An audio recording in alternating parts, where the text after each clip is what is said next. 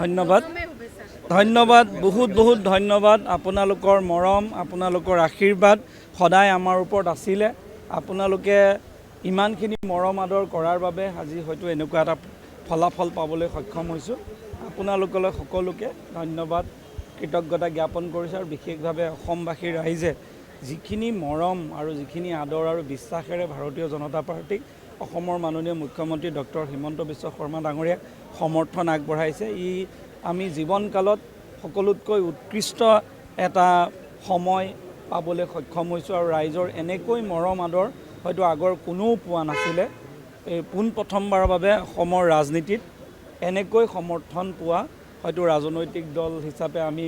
NDA আটাইকেইটা দল ক'ব লাগিব আৰু বিশেষভাৱে এনেকৈ মুখ্যমন্ত্ৰীক ভাল পোৱা আমি আগৰ কোনো মুখ্যমন্ত্ৰীক এনেকুৱা পৰিৱেশ পোৱা নাছিলোঁ সেইবাবে আমি সৌভাগ্যৱান যে ইয়াৰ মাজত আমিও সমৰ্থন পাবলৈ সক্ষম হৈছোঁ চাওক ভাৰতীয় জনতা পাৰ্টিয়ে সকলোকে সামৰি কাম কৰে আমাৰ ৰাষ্ট্ৰীয় নেতৃত্ব ৰাজ্যিক নেতৃত্ব মাননীয় মুখ্যমন্ত্ৰীয়ে তেওঁলোকে ইমান মৰম কৰি এই পৰ্যায়লৈ আনিছে মই নিজে এজন সাধাৰণ কাৰ্যকৰ্তাক